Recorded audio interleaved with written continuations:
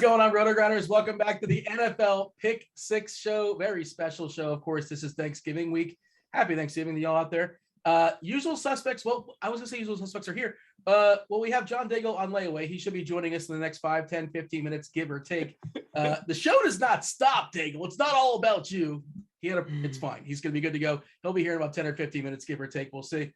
Rich Hribar, I got your name correct this week. My apologies for butchering it last week. I called you John Hribar, of course, from Sharp Football Analysis. Rich, I was reading your articles for free, your game-by-game breakdown, at least the Thanksgiving ones, which we're going to focus on at least at the top of the show. Back end of the show, we're going to talk about the main slate as far as Sunday. But yeah, tell the people where they can find it. I guess I just did. Yeah. Sharpfootballanalysis.com. They've got the Thanksgiving days games unlocked, so you can kind of read all our deeper thoughts instead of the condensed version. Are we contractually obligated, like every time you do one of these shows on Thanksgiving week, everybody has to give out like a Thanksgiving take, like a Thanksgiving food take? Do you have one? Have you been firing one off throughout the week? Because I feel like there's an obligation of some sort. Everybody's got to say some kind of hot take when it comes to Thanksgiving, right? I feel like that's a thing. Am I just making that up? I mean, I think people do. I mean, I don't really have any hot takes. I'm one of those people, like, I don't understand like the riff of like, you know, if you like something, you like it. Like, it's not like liking food isn't really a choice, right? Like, you taste it and you just chemically like it or not. Like, it's not like, so I mean, sorry about your luck if I like something, you know, you don't, and vice versa. So be it. But I enjoy the holiday food. I mean, it's one of those things, like, you know, we've got families close, so when we used to go to like 2 or 3 places at a time, it would get like exorbitant, where you're just like, you know, I've ate the same thing at 3 different places. I just would like, where's like lasagna on Thanksgiving or something else, but where's taco Thanksgiving? But no, That's all good. Fair enough. All right, so this is how it's going to go. We're going to talk about the 3 Thanksgiving games at the top. This slate is a little rough around the edges. We're going to bring. It's a nice way of putting it, I suppose. Can we They're stop all with unique. Detroit? I mean, we always get the Lions. So, and listen, the Cowboys were like bad for a long period of time too. So it's not like we're just having fun Cowboys. I mean, last year Dak was out. So like they got boat raced last Thanksgiving. So the games are typically kind of, cattywampus, to say. There it is. So. I was trying to work it in and you beat me to it. Shout out to those watching last week. There you go. But we take what we can. It's a fun slate every year, typically filled with bad players. I mean, listen, remember a couple years ago, we were playing Jesper Horsted and, things like that happen on these slates. Is that like a tight end for the Bears? Yeah. That sound correct? Okay. He caught a touchdown too. He played like 20 snaps or something and still caught a touchdown. Of course. Speaking of the Bears are playing the Lions. That's the very first game to kick us off as far as the Thanksgiving slate. 41.5 is the total. The Lions are currently 3-point dogs. This feels like a loser leaves town. Like if the Matt Nagy, we don't know if he's going to get fired before, after, sometime at halftime during this game. There's all sorts of rumors out there, and somehow they are favored in this game, despite the fact they're without their quarterback. Justin Fields, of course, not playing football on Thanksgiving. Andy Dalton's going to be starting. And last I saw, according to the old Twitter webs, we're going to get Goff. Goff is expected to go unless something goofy happens overnight. So there you have it. That's what we're starting. And, of course, Allen Robinson not available. Or I don't know if he's officially ruled out, but considered doubtful at this point. We could talk about this game, of course, but in a broad sense, this slate, you're going to be rostering a quarterback, and these 2 are the more inferior quarterbacks in the slate, and it's pretty clear who the obvious ones, you're going to want Dak, you're going to want Josh Allen, but of course, everybody else realizes that too. If you got to pick one of these 2 quarterbacks, got to pick Andy Dalton or Jared Goff, right? You want to be a little bit different, right? That's how you're supposed to be, at least in these, especially in these like massive contests where the field is even smaller. Jared Goff, Andy Dalton. Choose your poison. Who's your preference? Yeah, I mean, you can throw your thoughts on this too, because you are going to max center a lot of things. I don't. I'm not a max entry player, not even on this slate. I'm going to go into these, small field, like almost sub 200 tournaments, over on FanDuel. And I'm just going to try to onslaught games and see if I can win that way, like I typically do. So, I mean, if you're throwing in 150 lineups and you're building these out, like you're going to have some stacks probably built out in this game, or other people will. If you don't necessarily have to. I think people will go to the Dalton side because of, one, Mooney, knowing who to stack him with. And then, kind of to the Lions side. That's like, we've been picking on the Lions all year. So, why not go to it? Dalton did complete his first pass over 15 air yards last week. So that was kind of nice to see. He did it first of the season. His first of the season. When he's a small sample, he only started 2 games or whatever. But it's a bummer we're not getting Fields and a little bit Konami upside. I think he would have been a little more popular and kind of spread out some of the flattened ownership between Josh Allen and Daigle a little bit.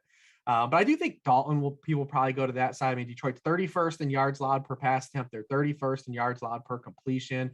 You can throw Mooney on the board with him, who had 49% target share last week. He only caught 5 of the 16 targets, but anytime you give that kind of a large of a target share, people will be kind of on that player. And then you can even, I think you can play Marquise Goodwin too. Another guy who ran 77% route participation last week. He had a 50-yard touchdown, because on these slates he can get there like in one play, right? You can have like a 4-target Marquise Goodwin game and it still is a hit. So I do think the Dalton side will be a little more popular. I don't know how many people will get to Cole Kmet.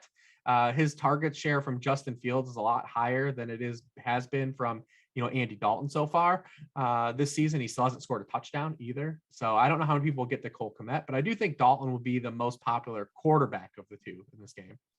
Yeah, the other thing is just 6-game slate is there's some pretty good tight ends as far as considering just 6 teams out there with Waller, with Schultz, with Hawkinson. You mentioned Kmet. You got the Walter White, the one who knocks Dawson as well as lurking. Jimmy Graham's the next guy. Well, Juwan Johnson is somebody I want to pick your brain about. Maybe he's kind of sort of someone interesting as far as tournaments. When we talk about New Orleans soon enough, with Troutman being out there for a while. By the way, I don't make 100. I'm about somebody who max enders, to be clear. I'm usually like a 3-entry max guy or like a single entry contest, but you're probably thinking of when I talk about Yahoo, I will max enter that 150, that Sunday contest on Yahoo, because there's $200,000 in overlay. And then, then I'll rock it with 150. Otherwise I'm building like 8 or 10 or something like that. And I make my lineups mostly for, like yourself, smaller field stuff. Mm-hmm. So I don't have to be too goofy and too ambitious. I believe we have John Daigle with us as well. John, you're welcome to the show. Of course, John Daigle. Appreciate you joining us. You're here just in time to talk about, and I'm sure you haven't talked about it all day or at all throughout the week. You're here just in time to talk about Detroit Lions and Chicago Bears. So good timing. Am I muted? No, I'm not. Okay. Well, I was just pouring a bottle of whiskey off screen, so I hope I didn't catch that. Nonetheless, we are here. Sorry for holding up for everybody, but we're ready to show up, talk about a Thanksgiving slate that I'm sure even the Swolecast has talked about every angle possible, but I think we can find something unique in this one. So I don't know what I just missed the last minute of recording. Nonetheless, we're here and ready to go. Yes. Lions, Bears, not exciting, but let's get to the slate. Give me something unique or goofy in Lions Bears. Like we touched on the quarterbacks, Dalton and Goff, they kind of sort of are what they are. Montgomery is a nice matchup here in the dome against Detroit. Swift on the other side, and we saw Williams come back, so his usage dropped a little bit.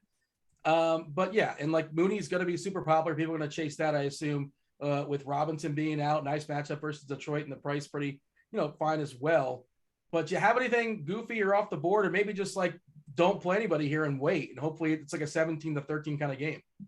It's almost to your advantage to play someone here, honestly, because if you do, you have the information you need in ownership when you look at your lineup to then say, okay, then I can play someone from Cowboys, the most rostered team, we assume, on this slate, or hold out later for late swaps with both Mark Ingram, Tony Jones, or Matt Breida, assuming Zach Moss gets healthy scratched. So, like, I do actually want to play someone Where I've come down to in my single entry lineups, like mid high stakes, is like starting out with TJ Hawkinson, because it seems like everyone hates TJ Hawkinson, even though before Tim Boyle was available, the target share was still there. He was just fine. It's just the fact that Tim Boyle, on the passes he threw over 5 yards downfield, only 1 of 8 were accurate. PFF charted the rest inaccurate because he's Tim Boyle. Like he threw 26 interceptions in the last year of college. We didn't expect anything less from him. So I'm actually fine with starting in a way to combat DeAndre Swift, TJ Hawkinson, and then opening my lineups up to flexing 2 tight ends or late swapping later on. We've also seen the Lions offense the past 2 games with Dan Campbell taking over play calling for Anthony Lynn, that they've been even more run heavy than before. Beforehand, they were at a 45% run play rate. And then now their last 2 games have been at 43%. It's literally a top 4 run play rate in 1 score game script in the entire league. Even in that overtime game against the Steelers, recall, they called 39 carries to 25 passes overall. The issue is now Jamal Williams probably sees an increase in snaps. He played 27% of snaps this past week, but beforehand was at 35% in his first 7 games. So maybe we see a little bit of increase, maybe taking more touches away from DeAndre Swift. But if you play DeAndre Swift in the slate, you're playing for the catches, clearly, and hoping no other running back gets to their floor or ceiling, because like it is a slate, honestly, where running backs, maybe all of them fail. All of these games are bad. Every team lost last week. Every total has dipped under. The Cowboys team total has held strong at 29 points, but every total overall has just dipped because it's all bad teams. So I'm kind of in right now on playing TJ Hawkinson over DeAndre Swift to start the day. Taking a peek at our ownership here, DK specific, as far as this game, only 65% for Montgomery, 53% for Swift. Pretty big numbers. Like you said, as far as the running back, it's not too strong. And it'll get interesting as far as the New Orleans game. If we get news on Ingram, or when we get news as far as Ingram, and you talk about Moss as well too. And yeah, go ahead. You want to complete your thought? Well, if you play any of the receivers, like everyone knows by now, probably Josh Reynolds led the team in routes run. But we've also seen Khalif Raymond has had the most success with Jared Goff, so maybe like rapport matters than routes run from last week with Tim Boyle. But if you play any of the receivers outside of Darnell Mooney, I think you're naturally contrarian and will have at least a better idea of what ownership is doing on the day. Also, we know in the very last game, you can slot yourself, get ready for Mark Ingram, and then late swap to Tony Jones. Whereas if you slot yourself with Tony Jones and don't leave salary, you can't even get up to like Matt Breida if Zach Moss is healthy scratched. So you just have to prepare for these things accordingly. I want to save that question. Now I'm curious, if Moss is healthy scratched, and if Ingram is scratched, I wonder who you prefer, because it sounds like the answer is probably neither, but we have to play one. So no, Daigle brings up a good point. I mean, this is on a typical slate, like you would treat it like, this is where you take like your one-offs, right? Your one-offs early, because if you get your hits, then you've got kind of house money and you know what you're working with. Or if you miss your one-offs, whether it be Marquise Goodwin or Josh Reynolds or Khalif Raymond or whoever else, Jamal Williams, if you're chasing a touchdown and you hit, then you've got, all the information that you need to know. So, I mean, I like taking the swings on the randos early in the early game, not really getting a lot of ownership. Sometimes people are sitting down and this is like the game that they get to watch. So they'll go over on it for no good reason. And we'll get a little bit of lay of the land in this game, but I don't mind kind of, just, this is where you take your cheapy dart throws. Who's your favorite wild swing in this game? I would say Goodwin is my favorite, just because he can get there on one go, like one target he can get there. But I don't mind Reynolds, even Raymond as a deep throw, like Daigle said, and I like Hawkinson a lot as well, because I don't think anyone's going to really play him. A lot of people are going to want to wait on Schultz and Waller, and then if it doesn't hit, they can go to Knox still later. I think Hawkinson might come in a little bit lighter than he should be on a slate like this. This is the take that ends me, but I feel like you can't play Waller in tournaments, right? Like he's the most roster player tied at a onesie position, arguably on the slate. And so like, unless you figure out a way to flex him or use him in the tight end spot and then he hits and then you use Dawson Knox in your flex later, or Juwan Johnson, I just feel like you're wasting your time. Like you can't win a tournament if you play Darren Waller. Again, that's a bad take. You could play 2 tight ends though, like you said. You kind of talk about flexing them, and I think it'll be flatter on FanDuel than DraftKings. I think on DraftKings, Waller's going to have a pretty significant gap in terms of ownership than he will on FanDuel. Wait, Daigle, you kind of referenced it. I think it's worth talking about. If you do hit your wild swing, and let's say you play Goodwin, and somehow Goodwin's at 12% or something like that, and he smashes. He catches 2 long ones. He gets loose. The rest of your lineup, like, you probably shouldn't have Trevor Siemian. Like, you've already got well ahead of the field. Like, there's no reason to do that. Like, you have Trevor Siemian if you miss your couple wild swings, then hopefully you cross your fingers. Like, if you finish the 50th percentile or dead last, what's the difference? Who cares? Like, if you have Dak or you have Allen with 3 misses in front of them, you're not going to, guess what? You're not going to catch up with those guys because everybody else already has those guys with some players that do well in the first game or the second game. So, like, elaborate on that thought, Daigle, because that's kind of my thought process too. And I think that's very important to say because just the way the slate's laid out, 1 game, wait, 1 game, wait, and you adjust accordingly based upon how your lineups have done so far. We just already know who's going to be played from the early slate. We know David Montgomery, in order, by the way. David Montgomery, DeAndre Swift, and Darnell Mooney will be played in this game. No one was to play TJ Hawkinson in DFS, let alone redraft. No one was to play TJ Hawkinson this week because they just think, like, despite his elite usage, the fact he got 1 target from TJ Boyle, like, matters. It doesn't matter. Jared Goff is back now. I understand he's not the player or the tight end you drafted in the 3rd or 4th round. That's okay. It's a terrible, I almost cussed. It's a terrible position. I've been drinking clearly. So just keep playing the elite usage tight end. Hope he gets there with a tight end, because if you get with a touchdown, if you get 12 to 15 points from TJ Hawkinson, like, then you are severely, like, more comfortable not playing Darren Waller, because we know Darren Waller is going to come in at 60% ownership. And so the more players you play from this game, the more ownership, like, you'll have knowledge based to then make your decisions elsewhere. I'm genuinely trying to play this game. I'm assuming CeeDee Lamb is going to play. And so I am generally trying to get on this game as if I'm preparing for Mark Ingram to be ruled out eventually, because no one, maybe some people, maybe not a minority of the field will have Mark Ingram slotted in, and thus it's an easy late swap to Tony Jones. But no one's really going to be prepared to, like, have Tony Jones have 800 excess salary on DraftKings and then late swap to Matt Breida if Zach Moss is also healthy scratch. So I'm kind of just preparing for that late game, honestly, to be my dividend, to be my, like, one divider from the rest of the field. And by the way, I think everyone has a choice right now between Marquise Goodwin and Cedric Wilson. Cedric Wilson's the better cash play, knowing he's going to be in the slot, even if CeeDee Lamb's available. But that obviously makes Marquise Goodwin the better tournament play. All right, we'll talk about that Raiders Cowboys game in just a second. Hribar, give me this. Give me the final score in this game. Does Detroit win? Do they win their first game of the year? And who is the Bears coach in 10 days? No, I'm not going to pick the Lions to win. I mean, people did this last time. Remember when Detroit played the Bears earlier in the season, when Fields made that first start ever, or second start after he looked terrible against the Browns? Everyone was picking the Lions, and they weren't even in the game. They weren't even in the game against the Bears. So I definitely ain't going to pick them here. Could they win? I wouldn't, like, really blink. They've been in a couple games, but I'm not going to pick them. I mean, the Bears are what, 7-1. They're past 8 to the under.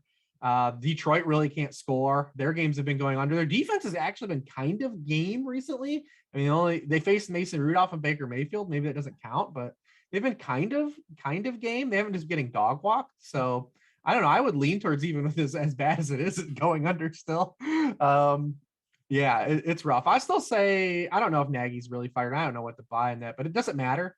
Does it really matter? Doesn't matter. It doesn't. I was just. It matters nothing for our purposes. Doesn't it matter towards ownership though? Because, like, don't people actually believe, like, that matters?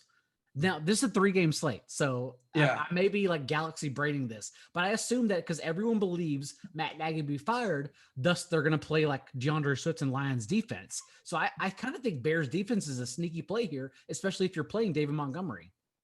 Hey, what's it They're say really about the expensive. Lions? I don't like to play. I'm definitely not really in on playing a defense early. I definitely don't want that money tied up. But Bears are a lot cheaper on DraftKings than they are FanDuel. I think they're the most expensive defense on FanDuel, and then they're like 3rd or 4th on DraftKings. Yes, they're only 2,600, I believe, on DraftKings. So lines are 2,400 as well. So these are projected to be the two most heavily owned running backs. And again, it might change if the Ingram news comes out early, if Moss news comes out at some point as well, as you're speculating. You can only pick one. You pick one between Montgomery or Swift. Daigle, who do you prefer? Oh, man. We've seen David Montgomery the last 2 weeks have 30 of 35 backfield touches, very clearly healthy. I think I take Montgomery just because I think the field gets more on Swift. But even though we need the knowledge, we really need that information. Even though you're like subscribed somewhere, you probably have information from tournaments.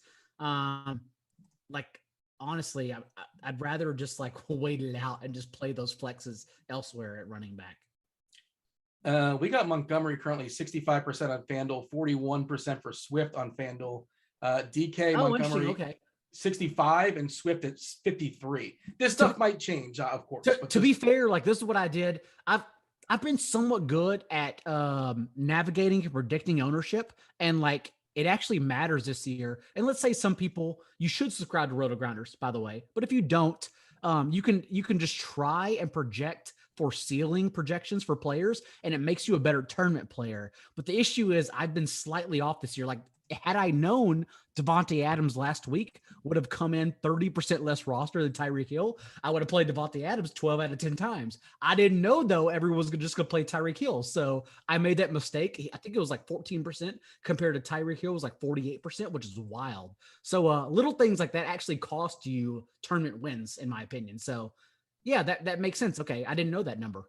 Yeah, and again, this stuff is fluid and like, stuff, I don't even know if it's baking in. Like, again, things will change if Ingram doesn't play. The Buffalo. Everyone's drunk, but their high school girlfriends trying to get banged. Like nothing's changing. They're fine. I see Josh in the chat. What up, chat? Hit the like button, subscribe, turn on notifications, all that good stuff. He says like $1 million up top. You have to take a chance this week, Hribar. And that's like me and you. Like I'm not playing for the million. I don't play those. I mean, it's cool, and if you want to do that, go for it. I like the more flat payout. I don't want to compete with a billion other people. And I think it's great that it's out there, and it's great that somebody can become a millionaire or chop it with 100 of their best friends, depending on how goofy the winner becomes. But I do want to ask you about Reynolds. What does it say about Detroit's receiving core? He all of a sudden vaulted to the top right off the streets. He is 3K on DK. How viable is that? And the other part of that is my brain goes, we're not spending. Is Cooper Kupp on this slate? Is CMC on this slate? Like, who is he getting me? Is kind of is 12 points or 9 points, whatever it may be. What does that get me when he saves me some salary? Because there's not like a lot of guys are looking at, man, I got to have so-and-so. I can't imagine making a lineup without this really expensive player. Just lineup construction. Like Reynolds, I don't know what to do with him. I mean, it's just if you want to get different, it depends on like what field size you're playing in, right? Like, and how different you need to get. I mean, if you're playing in small field stuff, you don't have to play any of those guys. You don't have to. I mean, you can try to onslaught a game. You can wait till later. You can play just the best plays depending on the field size. If you're in like, something like the Millie, or if you're max entering stuff, I mean, you're going to try to get you're going to have to try to throw like some unique kind of lottery ticket type stuff at the wall that you always have to win that stuff. It's going to be a whole totally different score that what wins those tournaments than what wins like some of the stuff that like I'm entering or what you're entering. So I mean, on DraftKings, I think that it's pretty open. I actually think it's tighter on FanDuel building lineups than it is on DraftKings. And, we get a couple like Tony Jones later could change everything. But like I said, Waller is like easier to play, I think, on DraftKings. I think that's why there'll be a clear divide like in his ownership on both sites. Reynolds does free up a lot of things on FanDuel, but you definitely you might not need that on DraftKings. You get the shower narrative, him and Goff, playing with the Rams. But I mean, wasn't Goff threw for 300 yards when these teams played earlier in the year? Like, I mean, it's not like he was just like a bomb either. Like he was capable of having production back then. I don't know how sticky that BVP will be on Thanksgiving, but he did throw for 299 when these teams played earlier in the year. So it's like no yardage. If you want some more BVP, as you know, Dave Montgomery also had his best game of the year against the Lions with 100 yards and 2 touchdowns earlier. So, let's BVP. Dean, this is your shout out to the BVP talk. Yeah. I mean, you don't want to be in the BVP streets, to be honest. Like, it's such, people are so dug in on it. Oh, it's a ridiculous conversation to have. I mean, everyone, the Lions have just been bleeding out points to running backs literally the whole year. It's like Darrell Henderson was the only guy that didn't get there against them, and he was playing like him. I'm not even like I'm not an MMA guy like Dean, but the Detroit's defense ranked next to last in pressure rate with a league high 31 points per game allowed prior to being served Mason Rudolph and Baker Mayfield on a silver platter the past 2 games. So like their defense hasn't improved at all. They just played 2 terrible quarterbacks the past 2 weeks. So like if Andy Dalton is successful, now he showed up and completed 47% of his passes in the second half. So maybe he's not successful, but like there's a reason to believe like maybe Darnell Mooney and David Montgomery can both get there together. Sure. In the chat, Spelkowski says, bro, everybody has BBP versus the Lions. Yeah, that's a OVL, offense versus Lions. You got to reference this, Hribar, and there was a question in chat when I want to sort of tie in here. Because you were talking about speculating on an onslaught, right? Let's move on to the Raiders and the Cowboys. Cowboys are favored by 7 points. We're presuming CeeDee Lamb's going to play. Not official just yet. That's the presumption. We'll know an hour and a half before kickoff. As far as actives and inactives, they have the biggest team total on the board at 29 and a hook. Is this one of the teams you are considering onslaughting, the Cowboys? Yes, I think if you're playing this game in small field stuff, I mean, the way to get unique is to play everybody. Like really kind of just and hope the game gets there, right? Otherwise, you just kind of come off of it and you try to, I mean, that's like the stuff I'm in. Like, I want to have as much stuff. I want to know if I'm winning the money or not winning the money, basically. So, I mean, the way you get unique in this game is to not just like play Dak and Gallup or Dak, Gallup and Waller. Like you play Dak, Lamb, Zeke, see if you can fit Waller in. Maybe run a double with Schultz. You play Josh Jacobs. You play all the guys and you hope that this is the game that just goes bonkers and the other games are kind of a drag. That's how you get kind of unique. Everyone's going to be the highest owned guys in terms of projections are basically in this game. I mean, Zeke's looking like the RB2, Dak's the QB2. You got Lamb and Gallup as the top 2, like projected on wide receivers. And then at tight end, you've got, Waller and Schultz right there in the top 3 as well. So I think really the only way to kind of get unique is to onslaught it because it's all going to be spread out anyways. But there's a way this game fails, and that's if the Raiders are completely terrible again, like they've been since the bye week. And I hate to blame something just on losing, Henry Ruggs, but losing that vertical component of the offense has just sank them. I mean, you look at where Derek Carr was heading into the bye and where he's come out of the bye. His ADOT's dropped almost 3 full yards. They've scored on just 9 of 31 possessions since the bye.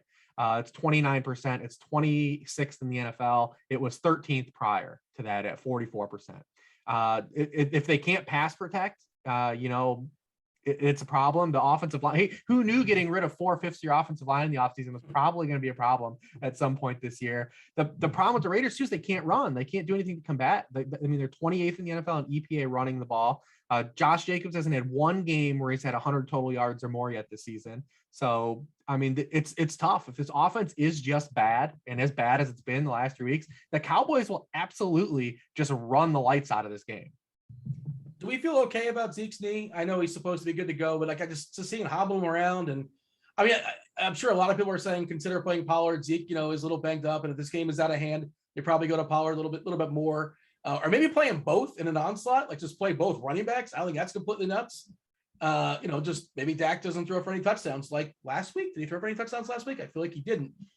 Maybe he threw for one. Doesn't matter. No, he didn't score a touchdown. Yeah. Okay. So it was 0. I know I had plenty of Dak and plenty of Mahomes, and that game was a wet fart for sure. What do you have for me as far as am I being paranoid about Elliott, or you're fine with him as far as whatever is up with his knee? No, I know who you're asking. Yeah, go for it. I'll take it. Because Rich, you're so smart that like you look 2 levels deeper. Like you're literally Inception compared to the rest of us mere mortals. Whereas we're just trying to look at everything else. So like when we see that Henry Ruggs splits like matter because Derek Carr literally can't throw anywhere else. Like Zay Jones and Bryan Edwards in 3 games have combined for 6 catches for 150 yards. It's probably like pretty clear it's just because they don't have Henry Ruggs, but like you're so advanced that you say, no, it actually goes beyond that. Like it's probably because they don't have Henry Ruggs, and also because like they changed their play calling, which like I don't think is wrong at all. I just think you're just the smartest person in the whole fucking industry. I don't cuss either. I just drink a lot. So I'm just saying that yeah, you're totally right.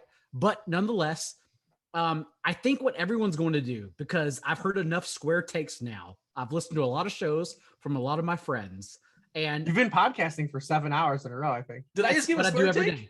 Was that a square take saying Pollard? That was a square take. You could no, it's not necessarily a square take. Dean, you're smart as well. But I think I've heard enough people say that Pollard is the better play over Zeke for this slate that I think Zeke is actually, this is very Mike Williams to Keenan Allen, right? Like Mike Williams is not the better tournament play if Keenan Allen comes in under rostered.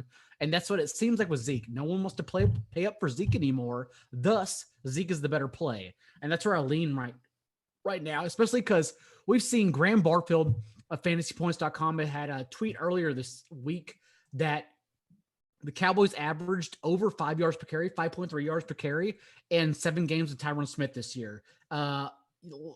Significantly less impactful whenever Tyron Smith is not on the field in the last 3 games. So overall, like, I think Tyron Smith matters. And if CeeDee Lamb has a concussion, like even lingering injuries, Amari Cooper clearly not out there, then maybe they just run the ball anyway. So where I lean right now, not only Tony Pollard, but you should probably get on both. Let's just play Zeke and Pollard together and say, this is a 3-game slate. This is something Eric Crane would do, by the way. This is RIP in memory of Eric Crane.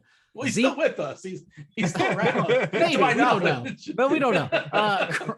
Zeke, Pollard, screw it. Let's run them both together, plus the Cowboys defense, and let's say goodbye to the rest of the field. That's where I kind of lean right now, because I think Pollard is such a popular play that playing him like single-handedly is not going to be unique enough for tournaments, honestly. Hey, if you're playing Zeke with Pollard, are you pairing that with the Dolphins defense? The Dolphins, the Cowboys. Who's been drinking here? Not me, man. Daigle, do you like pairing the Cowboys defense with Zeke and Pollard? Yeah, I think it's fine. I also think, though, there are 2 sides to the Derek Carr story. Derek Carr has averaged 10.5 yards per attempt against man coverage this year. And that type of scheme the Cowboys have run at a top 3 rate in the league. But also we've seen, like Rich mentioned, that the Raiders literally have nowhere to go without Henry Ruggs. Since week 7, so since their week 8 bye, Carr is 24th in rate of his throws, 20 plus yards downfield, completing 4 of 10 set of attempts. So they just genuinely have nowhere to go. So if they increase their rate of passes to Deshaun Jackson, who could get open more than Zay Jones, who has led the team in routes run the last 3 weeks, or Brian Edwards, then maybe so. But even Deshaun Jackson, I think he's a fine tournament play. But otherwise, like, you're just not looking at the Raiders passing game outside of Renfro and Waller. Waller clearly the higher floor. Well, somebody in chat just asked about Brian Edwards. I think he's given a couple goose eggs. Yeah. Okay. Well, there you go. Well, see, here's the thing. We've been inundated, right? We know targets are earned. The ball goes to your best players, right? Like, that's what we know. And right now, the Raiders' 2 best offensive players are Darren Waller and Hunter Renfro. And that's where the ball's at. There's nowhere else for the ball to go. They're like, Zay Jones can run 50 yards downfield. It doesn't matter. The ball's not going to Brian Edwards can't get open on anyone except for linebackers.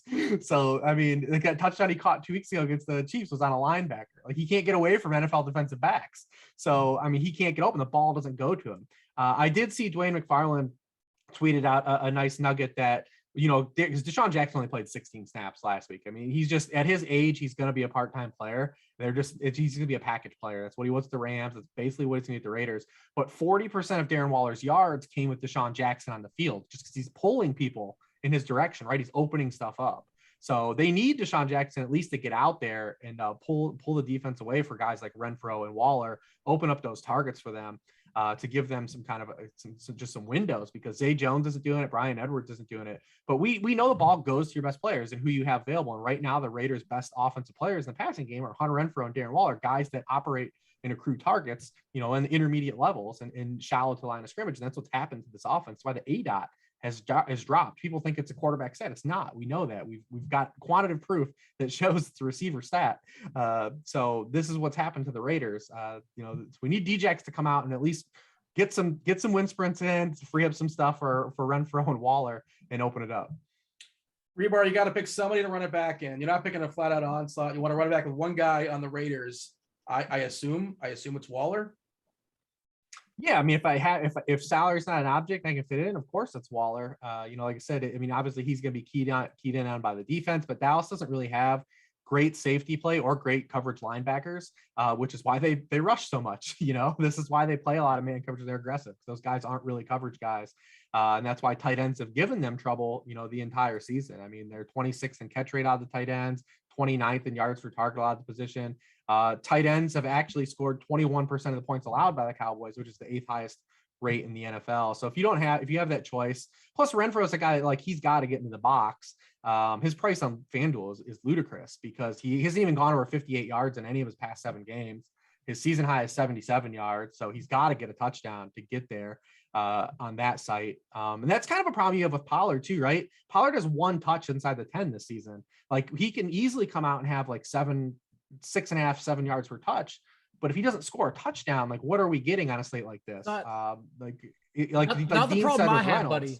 Not the problem I have. It's the problem the field has because they're going to play Pollard this week. I know for a fact. Yeah, I mean, you've seen the takes. I mean, well, I think when you look at the way the Raiders play defense, right? They don't blitz at all. They're the lowest blitzing team in the NFL. They rely on Ngakoue and Max Crosby at home. They're going to play a lot of cover 3. They're going to play a lot of shell coverage, like the buzzword is. But they force you. They're number 1 in the NFL against the deep ball. They've allowed a 25% completion rate on throws 15 yards or further downfield. You've got the Cowboys. We know if Lamb's going to be 100% and be a go. Like this is a game that's set up to like when the Cowboys played the Eagles on Monday night earlier in the season, where Dak can literally probably just pepper like the short, shallow targets, go like 24 of 29 passing for like 240, and you hope the touchdowns come with the efficiency because that's the type of defense the Raiders play, right? They're not an aggressive man-to-man defense. They just don't have the personnel to do it. Like Casey Hayward's been good, and then the rest of their guys aren't good at all. So it's probably one of those games you're going to see a lot of zone coverage. It's probably why Dalton Schultz is a good play, and that's why tight ends inherently have high numbers against the Raiders anyways, because it's the type of defense they play. We talked a lot, like defensive scheme has gotten more on the forefront of everyone's fingertips this year, but like teams like the Chargers, the Eagles, the Raiders, there's a reason why tight ends crush them every week. It's because the defense is designed to allow those throws to be completed to running backs and tight ends and allow teams to come up and make tackles. That's why the Raiders give a lot to tight ends. So, I mean, I could see definitely this game playing out in a way where like Dak's just really hyper efficient. And if the Raiders are as bad as they've been the last 3 weeks coming out of the bye, Dallas can kind of just cruise and play this 2-pronged running back system and kind of just like go down the field and eat clock and do what they want, the rest of the afternoon. That's why I still like Elliott and Pollard together. I think it's a unique way to get exposure to both of them since everyone wants to play Pollard and then skip on the salary, $8K on DraftKings in particular, that is Elliott. Also, yeah, it's Waller's just fine, but again, I think you need another tight end in the flex to be unique to that exposure because everyone's going to play Waller. Everyone play Elliott, Pollard, Schultz, and Waller. There you go. Schultz is such an awesome play. So like the Raiders leave the middle of the field open, and everyone's going to play Michael Gallup most likely over CeeDee Lamb and over Schultz. Like Schultz is a great play, especially as a flex option. Great play. Daigle, forget game theory, forget salaries, lineup construction, all that kind of stuff. Who is your favorite? Like, who's the Cowboy most likely to break the slate? It's got to be Zeke. It's got to be Zeke's 60 yards and 2 touchdowns. That's what it's got to be. Because this is the thing. This is such a floor slate. Like here, the possibility that no one does anything is it's much greater than the chance anyone breaks the slate, and thus the floor play will break the slate. And Zeke, like, is going to get all the carries into the 5. Like, Tony Pollard is not an issue. Tony Pollard has scored 1 touchdown. We are not worried about Tony Pollard. The only reason we're even talking about him is the fact that everyone wants to now suddenly play him because they're off on a holiday and they're eating family and talking politics with like their parents. They don't want to do that shit. They'd rather play Tony Pollard. So no, like I would much rather play Josh Jacobs than Tony Pollard for sure. And I thought you were going to say talk politics with parents, but I'm not even kidding. Like with that too. Jacobs' floor may break the slate. Like Jacob, 5 catches for 16 yards may break the slate. I mean, on DraftKings, they're basically the same salary. They're, Jacobs is 5'9" and Pollard's 5'6". Jacobs has 14 catches the last 3 games, 5 in the last 2. Cards, he's getting 70% of the backfield touches. And we know if there's like a pass interference or someone gets tackled at the 1-yard line, like he's going to get the carry, right? Like we know it's going to be him. Yeah. So, I mean, he could be totally a guy on this slate that has maybe only, 80 total yards, but could have like 1 to 2 touchdowns. Pollard comes in over rostered compared to him, right? Oh, let me see. Look at projections. That's what Pollard versus Jacobs. I know. I know projections, but I'm guessing that not Pollard, on DraftKings. I'm guessing Pollard is going to be more rostered than Jacobs. Honestly, we got Pollard right now at 10% for the record. So maybe we're just in a bubble. Maybe I don't know if that's right or that's wrong. And again, this stuff will change, especially as news comes piling in, and it might be lower when people are waiting on the New Orleans news, and you keep teasing like the potential of Moss being a healthy scratch, and all of a sudden Matt Breida being a potential thing. And that's of course later in the day, and who knows when that news drops. But I don't think Pollard's going to be as heavily owned as you think. All right. Okay. Yeah, I don't know. We'll see. Because it's our bubble, right? And then we're all trying to galaxy brain it, and maybe we're just like trying to be too clever and too smart. But so many players beyond Mike Williams. I'm going to use Mike Williams as the most recent example. Like Mike Williams is also our bubble, and then he wasn't our bubble because everyone thumbnails him making a wide open mouth and like it's game over. Everyone then plays him. So I don't know. I don't think so, man. I really think Tony Pollard is one of the most popular plays tomorrow. Well, I guess we'll see. I could be wrong. I very well could be wrong. We're moving on, right? I feel like we kind of like basically talked about the Dallas offense without actually saying Dak, but like, Dak's a good play. Yeah. If you want to play Dak, play double stack him. If not, don't play him at all. Play the running attack. It's week 12. I would think at this point, like people know, like Dak was bad last week. It's fine. He should be okay. We can't tell you. He was bad last week. You can't play him. Yeah, that's the take you want. 2 of the past 3 games have been bad. Don't play him. He's unplayable. So that's a good segue into the Buffalo New Orleans game. 45.5 is the total in that game. Buffalo's a 6-point favorite. Reeves, forget ownership, forget all that stuff. Do you prefer Allen? Do you prefer Prescott? Who's your preference as far as quarterback? I prefer Allen of the two, just because like the rate of passing touchdowns the Bills have versus the Cowboys. They're going to keep winging it, and they have a way tougher matchup against the run. I know that the Saints allowed rushing production to the Eagles, but that's a lot different when you're defending for an RPO quarterback. And, you can scheme some things open that you have to count for that. Josh Allen is mobile, but the Bills don't run. Their running game is not built around that. So I don't think the Bills will actually be successful, running the football. I like the idea of not playing any Bills running backs and not really getting cute with it. I mean, this is the Bills running backs average 21.7 collective touches per game. That's 31st in the NFL. And they're going against the run defense that's allowing 3.2 yards per carry to opposing running backs. And they're also 8th in receptions allowed to running backs. I like the idea of if you just sink your teeth into the Bills passing game, because they're going to drop back and throw it, and they're going to not to really take their foot off to the gas. That's what they do.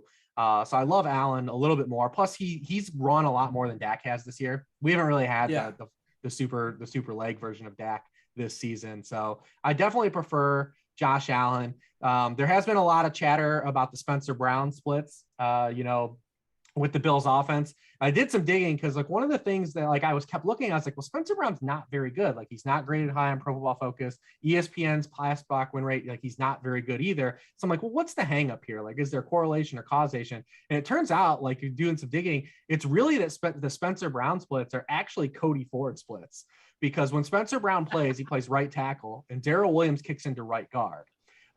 And what that does cause when Spencer Brown's out is that Cody Ford has to play right guard, and he is number 3 in the NFL in terms of pressure rate allowed per pass block snap in the NFL. He's been dog walked in all of his games. And when Cody Ford has played, Josh Allen's been pressured on 40% of his dropbacks, as opposed to 28% of his dropbacks elsewhere when Spencer Brown plays. So it's not really that Spencer Brown is coming in and like he's like Anthony Munoz or Jackie Slater at right tackle. It's that it's an addition by subtraction, because they're taking off this lineman that's just getting turnstiled off the field in Cody Ford. So definitely keep your eye on that, because the Saints do have interior pass rushers to kind of disrupt, Allen, if it's a thing where, Spencer Brown can't play because he was on the COVID list last week. But just keep an eye on that as well. But the Saints have struggled against mobile quarterbacks. Taylor Heineke had 40 yards rushing against them. Daniel Jones, 27 yards against them. I don't really count Jalen Hurts, what he did, because what the Eagles are doing scheme-wise is very similar to like what the Ravens are doing. So it's really like it's hard to defend for that, even against good run defenses. So I do like the Bills passing side though here, before I get too long-winded. Did not expect to get off offensive tackle, a lineman conversation. Spencer Brown, we talked about Tyron Smith coming back for Dallas. An Anthony Munoz reference. Shout out to Jackie Slater. Good stuff for sure. Let's get this take out there because you referenced it a couple of times there, Daigle. With as far as Moss, we saw Breida getting a bit of a chunk last week. Was kind of a three-headed monster. Probably not the right term. Just three different dudes running the ball. Moss, Singletary, and Breida. Is there chatter that Moss is going to be a healthy scratch? And if he is, like Singletary is still there, Allen's still there. Like he could siphon touchdowns at the goal line. He could throw them as well. Should I be excited about Breida if that's the situation? Well, it's not only chatter. You should expect Zach Moss to get healthy scratched from what we've heard.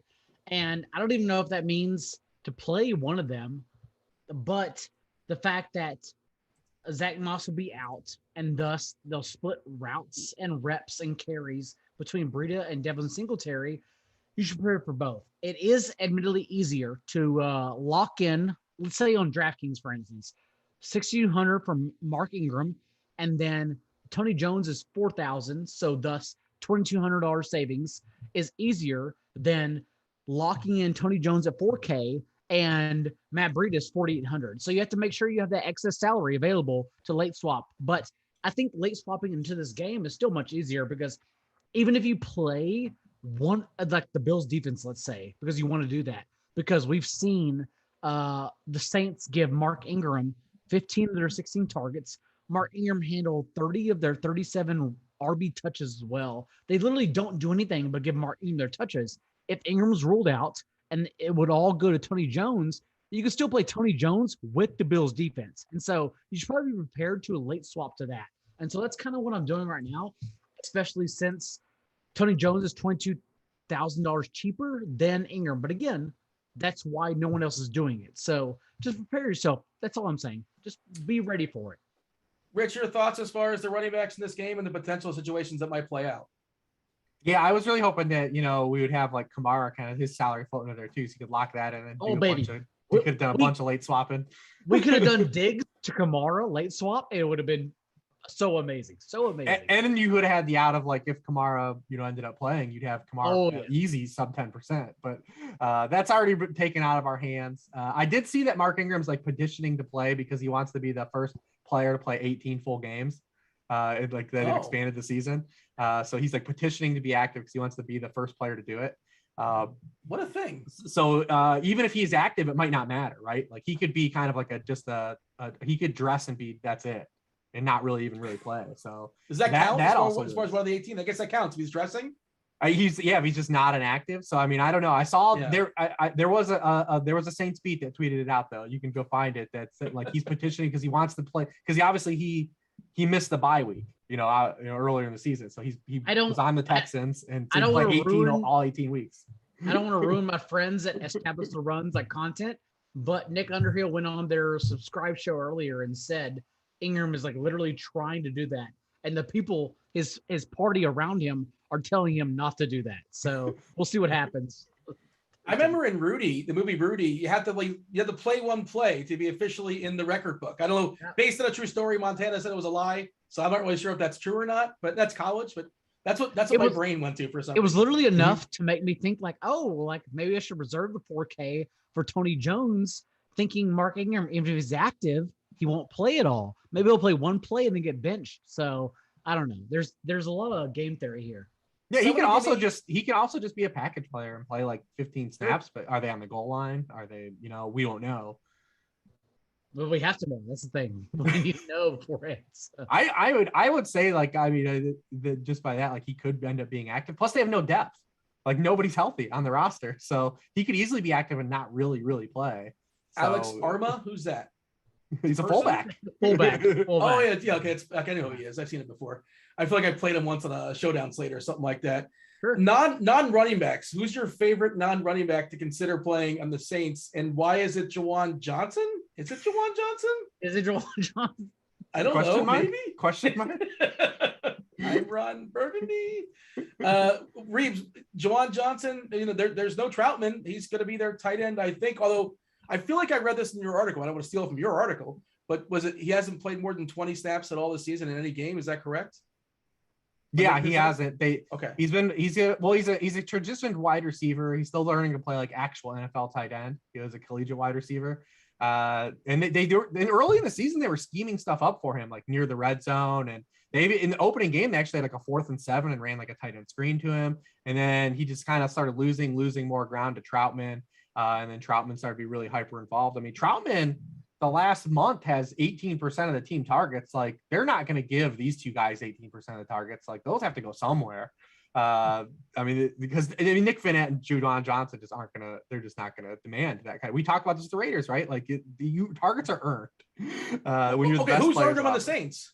No, Traquan Smith and I guess Marquez Callaway, like, they're the best players, and that's why Mark Ingram was getting targeted, because he was one of the best players. It could be Tony Jones, but not everything is transitive property when the players aren't good. But I think Juwan Johnson could be like a touchdown or bust guy, because early in the season they were scheming stuff open for him in the red zone and scheming plays to him in the red zone.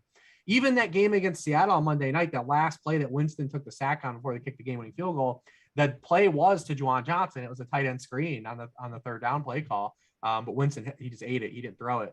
So, I mean, they have scheme stuff open for him in the red zone because he's that type of dude. I mean, he's huge. He's a monster. Just not real nuanced. So he's not playing a lot in the snap. So even if he's out there, I think Nick Vannett is still going to play a lot too, especially in the run game. So I think from a snap perspective, Nick Vannett will be out there. Nick Vannett's never done anything in his career, so I don't know. Right. I don't know what he's right here. He's watching, and he's I'm sorry, Nick. I'm sorry. The Vannett family, we apologize. Yeah, apologize. But I mean, the Saints, it's tough because the Bills' pass defense has been legit. Even last week when Jonathan Taylor was romping yards, anytime Wentz passed that game, he was terrible. Like, Wentz was bad in that game throwing the football. They clamped Michael Pittman on his small allotment of targets. The Colts only had to throw 20 times. But even if you say, like, well, yeah, the Bills, look at their schedule, it's all cooked into their stats. What do we think Trevor Siemian is? Like, he fits just the profile of all these guys they beat up on all year. And Trevor Siemian has been just absolutely garbage until the 4th quarter in all of these games. He's completed sub 50% of his passes outside of the 4th quarter in all these games. It's why they're chasing so many points, because he's been terrible. I don't know how long he holds on the job. Could he even not finish the game? There's all these elements in play, but I do think the Bills' pass defense is legit. I mean, I mean, for this particular matchup, because what do the Saints actually have on their side to, like, kind of combat this defense with? It goes beyond this matchup. Like, the Bills' defense is legit. The Bills' offense has a lot to question. I have so many questions about the Bills' offense, but yeah, defense legit. Yeah, and if you are going to throw darts on a 3-game slate, like, Traquan Smith's not the worst. He's the guy that can get loose for a 60 or 70 yarder. Again, if you're running in massive tournaments, big old tournaments, shooting for the million, I think Traquan's got to be in your pool. Like, Callaway's got to be in your pool. Understand the floor is really, really low. Mm-hmm. Yeah, feel free to give thoughts on that, Reeves, and let's jump over to the Bills. And again, like, do we have to tell people that Diggs is a good play? Like, of course, Diggs is a good play. Manny Sanders, has been sputtering. Beasley's been sputtering as well too.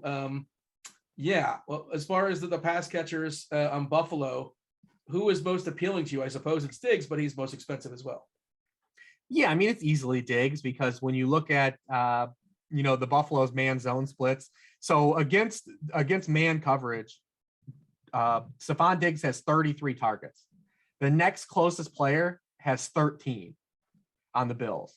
So when they face zone coverage, it's much tighter. Cole Beasley actually leads them in targets, and then Diggs has 1 fewer, than Emmanuel Sanders has 9 fewer. So it's a lot more condensed, right, when it's zone coverage. But when Josh Allen is seeing man coverage and man coverage looks, I mean, he's peppering Diggs. It's almost a death wish to want to guard a guy like Diggs at man coverage. The Patriots tried it last year on Monday night with J.C. Jackson, and he got absolutely just crushed the entire game. But, the Saints might say, like, yeah, we have we perceive to be a shutdown cornerback, and Marshawn Lattimore's played good, but it's a bad matchup for Marshawn Lattimore, because it's not a guy like Mike Evans, and no disrespect to Mike Evans, who's going to be on a Hall of Fame trajectory. He's on a Hall of Fame trajectory, but, like, Diggs runs like every single route in the route tree. Like, he does so many different things.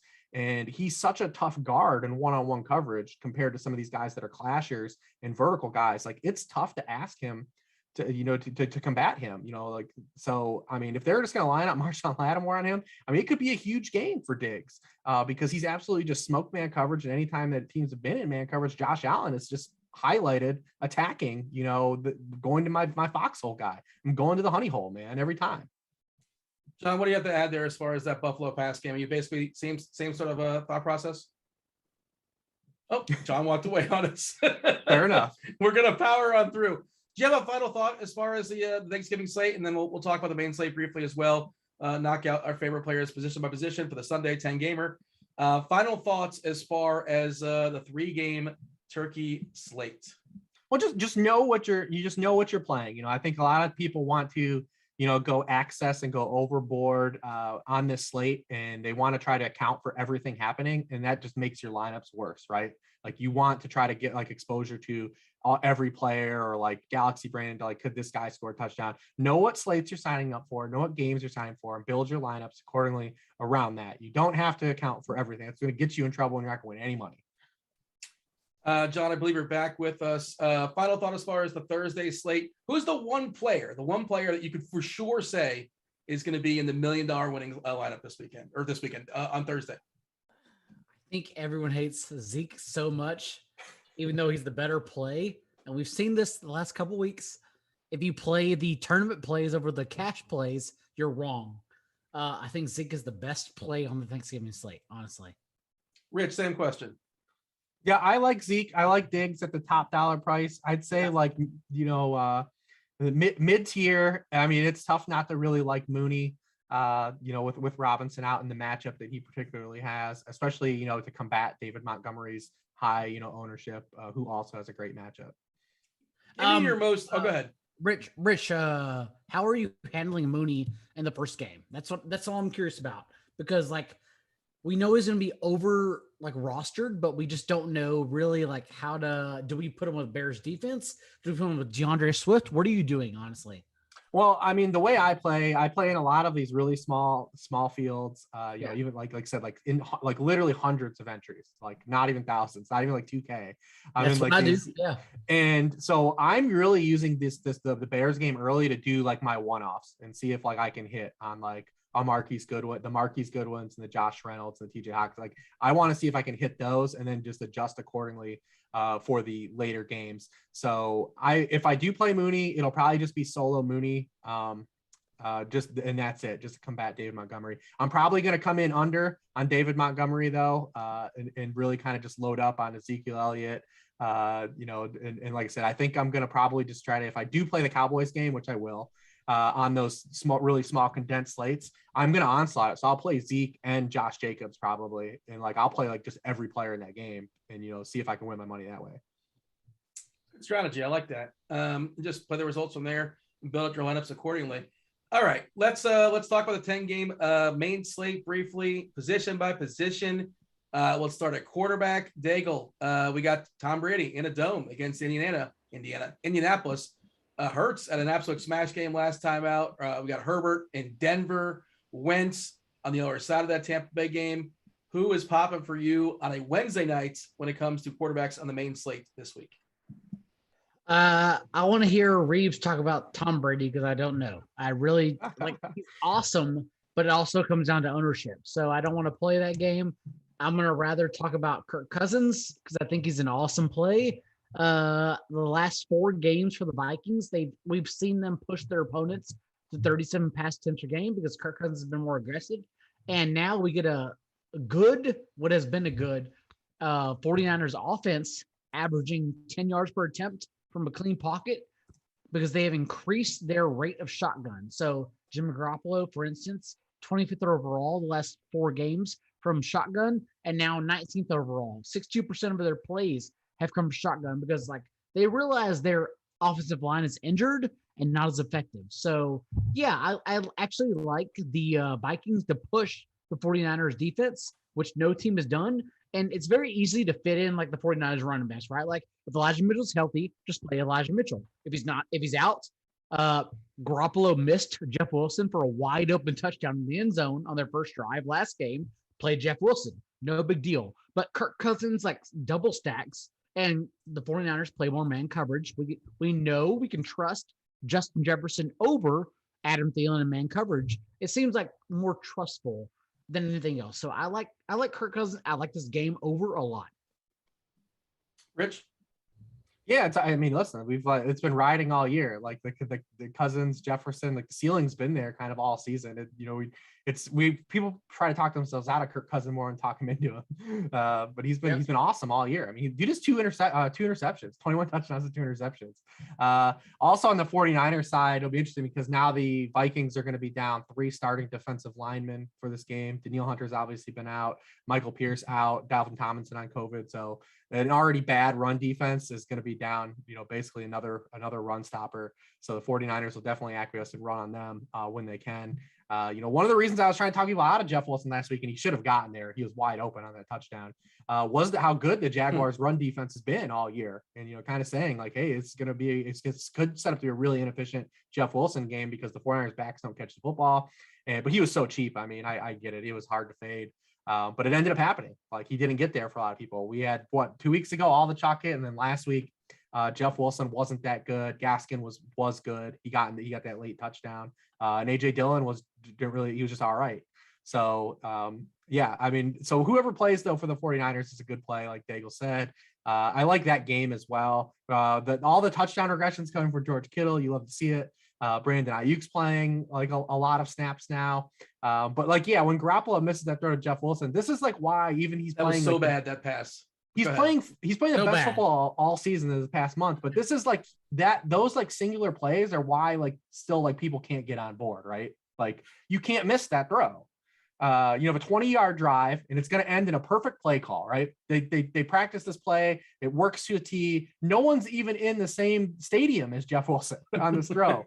Like you could throw this thing left-handed and complete it. And it wasn't even close. He's even pressured. Throw a pop-up, throw it underhanded. Like it was ridiculous. It was so bad. It was so tilting for the chalk for sure. Yeah, man. I mean, but that's why Garoppolo, he's playing great. Like, he's played really good the last month, but this is why, like, he can't get past it, right? Because of those plays. He has a couple of those plays a game where you're just like, yeah, that can't happen. Because when they happen at the wrong times, when they're not playing the Jaguars, like in the Super Bowl, and you have Manny Sanders, clearing the defense, you got to hit those, man. You got to hit those throws. But I mean, this is an interesting slate because obviously we have Dak and Josh Allen on Thursday. Lamar's on Sunday night. Mahomes, mercifully, is on bye this week. Just mercifully, the Chiefs are on bye. Never come back, Kansas City. Yeah, please. So we just don't have to fall into the vortex. So we have Jalen Hurts is literally a top 2 quarterback on both sites. He's the highest priced quarterback on FanDuel, second highest on DraftKings. You've got this Stafford Rodgers game that I think is very interesting as well. And then we got the Colts, Bucks game kind of in the middle too. And that's an early game. But yeah, really the Brady analysis is simple. You have the NFL leader in passing touchdowns versus the team that's allowed the most passing touchdowns in the NFL. That's really kind of where we need to start and finish. They're going to be aggressive and throw the football indoors. If you want to add that on, whatever narrative you need to throw onto it, but I'm just going to stop at most passing touchdowns versus the team that's allowed the most passing touchdowns. I'm also interested to see if like people try to galaxy brain themselves into Jonathan Taylor again, because he was a good play last week. And we talked about like the Derrick Henry versus the Bills and like the opponents that they had. But I wonder if they'll try to run it back and say like, oh, this is going to be the same situation, right? It's the Bucks. Like he's going to be underowned. So let's go in and like, let's play him to try to chase that a little bit. So I do wonder if we'll see like him kind of be almost overowned in this game and free up some things for Christian McCaffrey at basically the same price. Is Vita going to play or we don't know yet? Is who? Vita, the lineman, the guy that clogs at the middle. Oh, I don't know if he's going to be active or not, but I don't think it matters. Like, listen, Todd Bowles, like, what do you think that they've been doing all week? The Bucks, like, they just said, like, Jonathan Taylor's he just had 5 touchdowns. Yeah. Todd Bowles' defense, since he's been in Tampa, he's allowed 300-yard rushers since he's been there. Like, what do you think that defensive room is doing? It's not like Jonathan Taylor's going to sneak up on him. Like, they're going to take this as like an emphasis of pride to end this streak that Jonathan Taylor's on. Michael Pittman is way too cheap on FanDuel. Especially if you want like your run back. You can play Brady, Godwin, Gronk's back. You can play Gronk. Evans is dealing with the back issues, so keep tabs on that. But Pittman's a natural run back in that game on both sides because they're gonna if like every other team that's played the Bucks, they're gonna have to throw the football. So, I mean, I do like that side of it as well. I mean, but that's an early game. It's an early stack. You can come in 49er stack in the afternoon. And then you've got this Rams-Packers game kind of floating out there too. Is Tampa going to throw like 8 in the box and say like, all right, Wentz, you beat us? Is that what's going to happen, I assume? I mean, that's what they do. I mean, they're going to, those linebackers are going to be running a lot of double mug looks. Like they blitz a lot. They send those guys, they send a lot of heat. So, I mean, they're going to be a loaded box. That's just what that's what Todd Bowles does. This is what Todd Bowles, like Todd Bowles isn't changing, this is playing into his hands. A team that wants to run the football and like an elite power back, Todd Bowles wants this. Like, this is what he wants to defend. So just 2 more cheapies I want to throw your way. Tyrod Taylor had a nice game last week. He faces the Jets this week, which, a sieve for fantasy points. And then he was bad. He was bad. He ran for 2 touchdowns. It doesn't matter, man. Scoreboard, right? Yeah. he still has the legs, doesn't he? And it's the Jets. But yeah, he wasn't spectacular. And it was also rough weather, if you want to give him a better than doubt, I suppose. But you have to hope for those legs every week, though, and you can't do that. You just can't do that. Well, he's cheap. He's 5'3" on DK. This is not necessarily a FanDuel deal. This is a DK thing, kind of depending on how the salary of it may or may not be. And then Trevor Lawrence has been pretty much bad all season, but he's facing the Falcons. No, just a no. Just a straight no. Well, you have those 2 games in the middle where you have those 4 teams are so bad. Like, do the 2 movable objects like make each other like okay? Like, because like the Falcons versus a real team are terrible. The Jaguars versus a real team are terrible. The Jets versus a real team are terrible. The Texans versus a real team are terrible. So, but if you put them together against another terrible team, is there something? I don't know. We'll see if that plays out or not. Are you guys going to be, I know you guys don't like red zone. This is why red zone's great. You don't have to watch the Falcons or the Jaguars or the Texans. Oh, no, I wanted the pain. You'll never see them. You will never see yourself when you want to never see the red zone. I actually think Kyle Pitts is a good play this week. Oh, well, I mean, there's not a lot of tight ends in the main slate either. We'll talk about that soon enough. Let's talk about running backs. Daigle, fire up some of the running backs you like this week. Oh, Joe Mixon is still pretty great. We talked about him earlier, but the fact he got 30 carries, his most since 2019, and the fact that we don't know about TJ Watt, Joe Hayden, Minka Fitzpatrick, and TJ Lattermilk, like it's still quite a banged up Steelers defense we're trying to target players against. So I like Joe Mixon quite a bit, especially since like the last 2 weeks now, we've seen the Bengals top 51% run play rate in the game script. So yeah, I like the Bengals.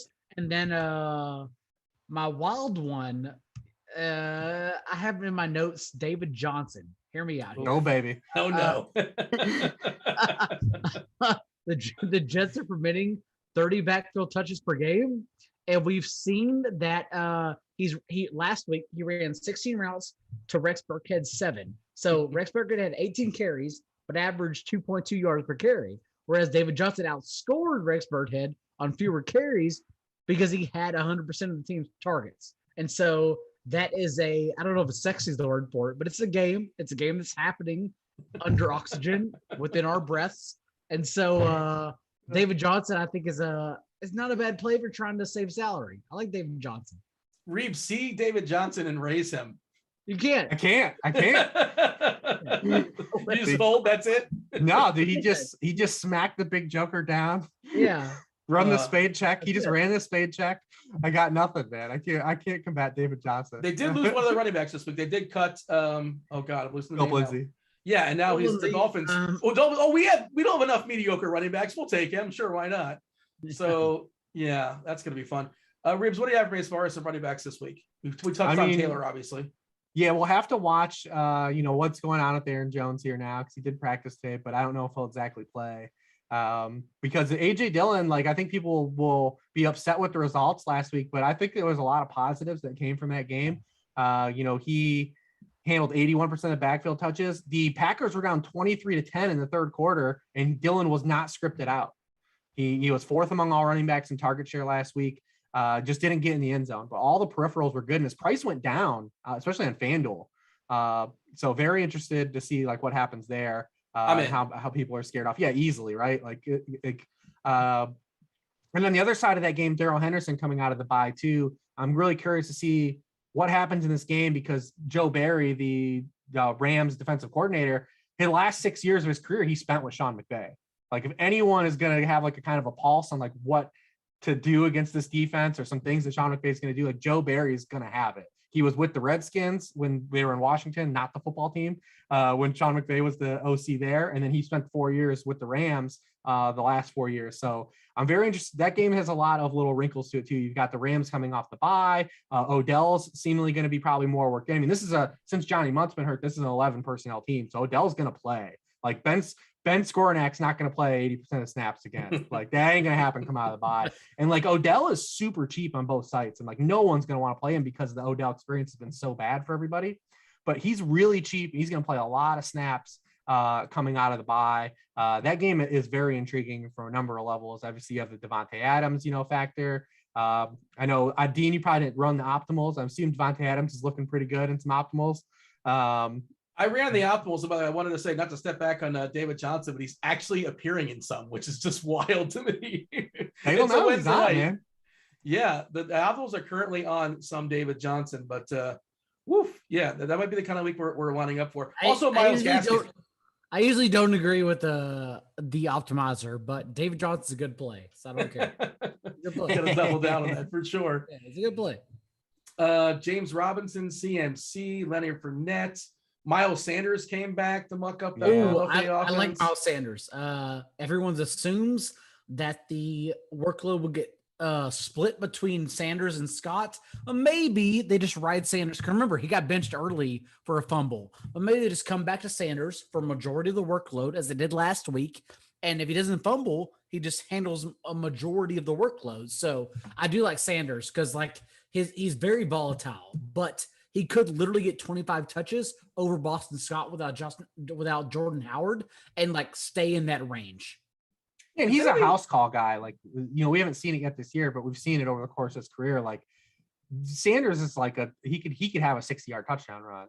Absolutely. Yeah. We didn't talk about Cam Newton, by the way. I don't know if that was by intent or by design, but he is, and the price on FanDuel's rough at 8K. It's hard to get to. Yeah, he's the third high. He's the third highest quarterback there. It's hard to justify. I mean, if you're playing in the massive tournaments, for sure, I guess you could play him if you want to take a stand. And he is a quarterback that can run for 2 touchdowns. That's in his bag, in the repertoire. And that kind of leads me to CMC. I guess you can always play CMC as well too.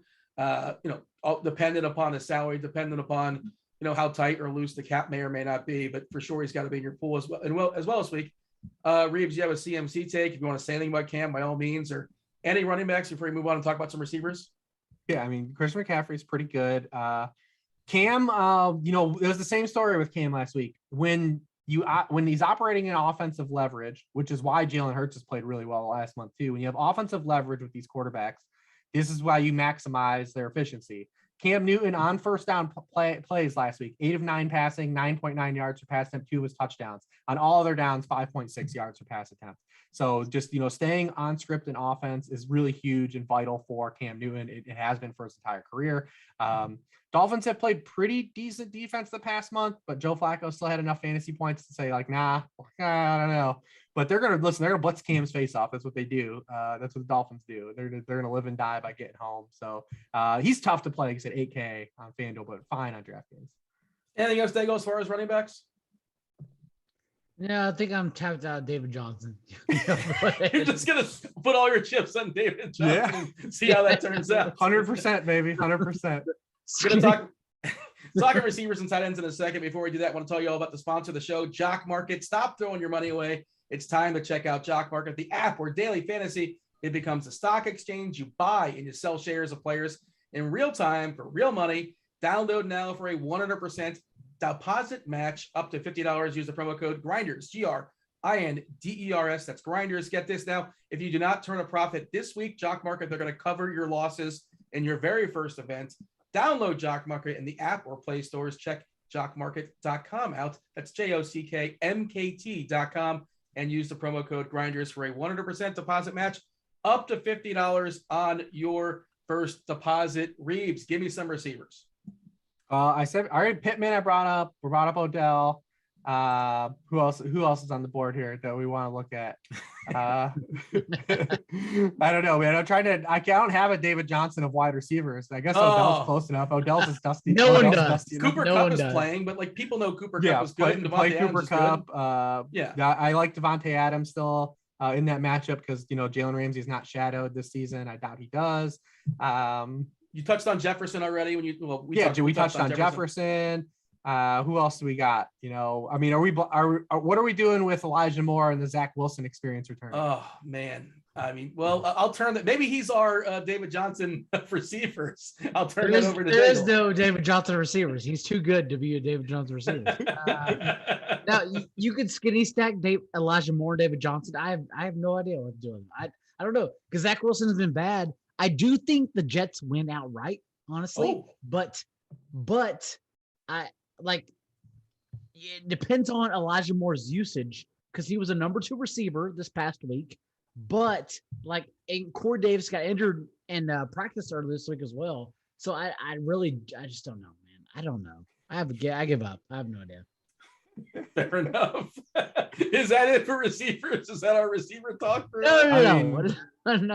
I mean, Keenan Allen's been on a tear. He's destroying man coverage, is where the Broncos live. Well, Mike Williams is also 5,700 on DK. That's pretty cheap.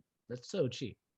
Yeah. Chris Godwin. Chris Godwin feels like a really strong play once again in the Dome there versus Indianapolis. Yeah. If we're playing Toronto, are we pairing him with Brandon Cooks? Any Brandon Cooks? Yeah, sure. Why not? All right. I mean, why the hell not?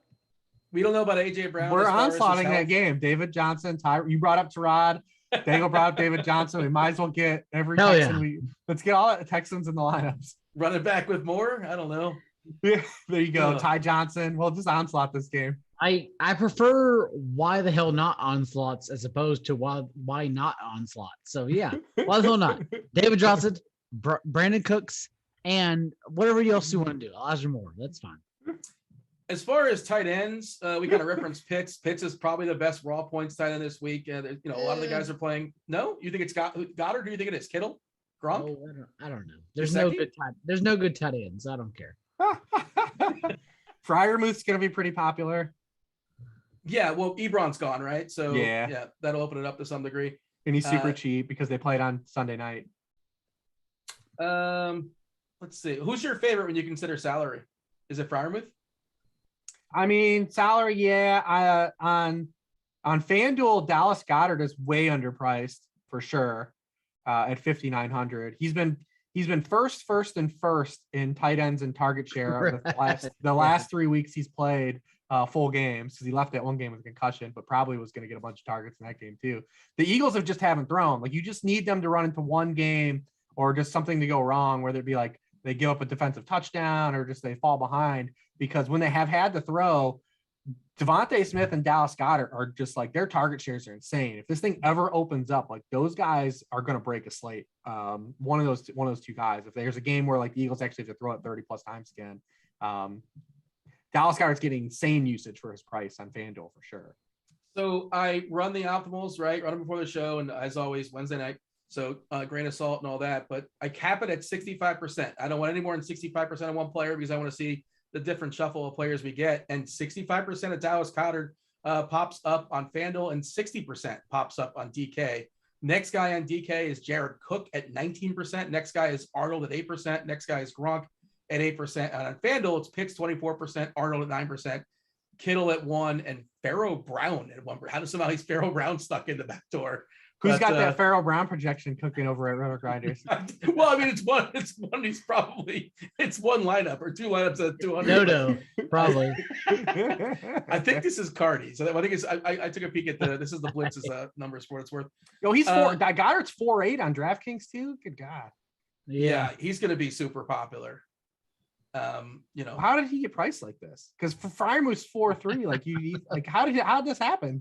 I don't know, man. I'm not responsible for pricing a DK. The algorithm knows all, though. Sometimes it's this is the wrong price, and all of a sudden it's turns out, actually.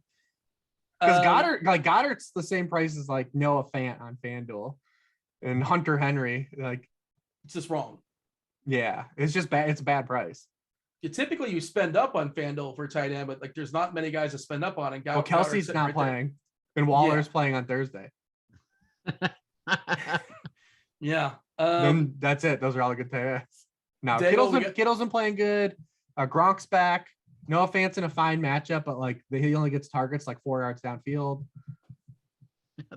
They're no good tight ends. Is there a David Johnson of tight ends though? Can you do that? Can you give us Pharaoh David Brown? Johnson? It's Pharaoh Brown. It's Pharaoh onslaughting. Brown. A Texan in every The segment. onslaught. A Texan in every segment. What is It's going on? literally Pharaoh Brown is the David Johnson of tight ends. Yes, that's all I got. I can't imagine rostering Pharaoh Brown. Like in what world and what planet? I am gonna likely run 150 on Yahoo. I do not anticipate. He's $10 on Yahoo, but he's also Pharaoh Brown, so that's probably. Devin, how many people are even watching this right now? Still, I'm not kidding. You watch on the replay. The people listen on the, they don't necessarily watch on YouTube. Hey, shout out YouTube. Whoever's I'm not kidding. I'm gonna play David Johnson. Like he's a good DFS play. I don't know. It might be a good play, like when Sunday actually arrives, like for real. Like again, as of right now, it's looking like at least not completely insane. It sounds more insane than it actually is, I think. But it's Sunday. We'll see how that works out. Give me David Johnson versus Donovan Peoples-Jones. That's what we're up against right now. DPJ. Yeah. Oh man. So give me some final thoughts as far as you want to give me some final thoughts as far as Thursday, as far as Sunday. We already gave our Thursday final thoughts. Daigle, final thoughts as far as at least how you see it on a Wednesday night. What are your thoughts on the main slate? Oh goodness gracious. Besides Sunday, David Johnson. Sunday, David Johnson, Elijah Moore, skinny stack. Everyone's gonna play Tom Brady and Jonathan Taylor, so be different. I think the Kirk Cousins stack with 49ers is very sexy. That's a good game, honestly. And then also let's see what happens with Keenan Allen and Mike Williams, because like it may be a GPP Rose statement where you have to roster either one or the other, Keenan Allen or Mike Williams, to make a statement over like Javonte Williams, but you can skinny stack them. So that's my opinion. Here we go. That's my thoughts. Key Lime in the chat says not playing David Johnson, and is a thumb down emoji. It's just not even Don't just not thumb playing down. him. Don't thumb down David Johnson. It's a good play. Honestly, it's a good play. What year was that? He's Like been through 2017. What do you have, Reeves? Save this segment here. What do you have? There's no pulling it back. There's no going back from David Johnson. Like, yeah, man, this is full Patrick Swayze, dude. It's ghost. The DeLorean has gone 88 miles per hour. Yeah, I mean, listen, we talked about a number of players. We gave food takes. We talked about the Thanksgiving slate. What more could you want on a fantasy football show? I think that this had it all. Daigle, do you have any Silva Thanksgiving stories you want to? He's not there anymore. Oh, wait, Silva's not, or we lost Daigle. He's walked away. Both. You clearly heard me slaughter my words. Like, don't come. Where back. are you right now? I am 10 minutes from my parents in the woods because they don't have internet at their house, so I can't record at their house. So I'm at a hotel nearby them. And what's the question, Dean? What do you? No worries. You're good. We just try to get. I'm going to ask you next week. We'll save this episode for a cliffhanger. Tune in for part 2. Daigle hasn't had his eyes open in 35 minutes, bro. I haven't been watching the video. Everyone calm down. Make sure you guys watch us on YouTube. It's probably more entertaining that way. All right. We do appreciate everybody hanging with us. Again, if have yourself a happy Thanksgiving. Enjoy the holidays. Hopefully we set you guys up. Hydrate, Daigle. Yes, Daigle. Hydrate. We're looking forward to having you come back next week. It'll be good times for sure. Do not, or at least consider playing David Johnson on a Sunday. That was Rich Hribar. Hey, David Johnson's actually a good play. He's a good play. He really is. When you send out the tweet tomorrow, like you always give like the highlights of the show, make sure you stress David Johnson somewhere in the tweets. Well, lots of David Johnson talk. Everyone's gonna hate me, but yeah, I'll stress it. That was John Daigle from NBC Sports. A good football show podcast. Check that out as well. Rich Hribar. But I'm not like this, so don't check it out when I'm like this. But yeah. You're fine. I'm good. Yeah, I listened to I remember last week I said, hey, you're actually really good. I remember I said it. It was like so condescending. Gene recognized I'm good sometimes. So yeah, check it out. It just came out wrong. It was not the way I intended it to. All right, that's Rich Hribar from Chart Football Analysis as well. You can check out his game by game analysis as well too. That's free for the first 3 games, the Thursday slate. You have a small window. You have the next 10 hours or so, give or take. Give that a look. It's great. Check it out. It's good content for sure. Rich, you got anything for the people before we step aside and get out of here? No, have a great Thanksgiving. If you listen to this on Friday, I hope you had a good holiday. I hope you scored whatever Black Friday item you were hunting for. Imagine leaving the house and putting on pants and Well, fighting. no, like you a just do it toaster. online.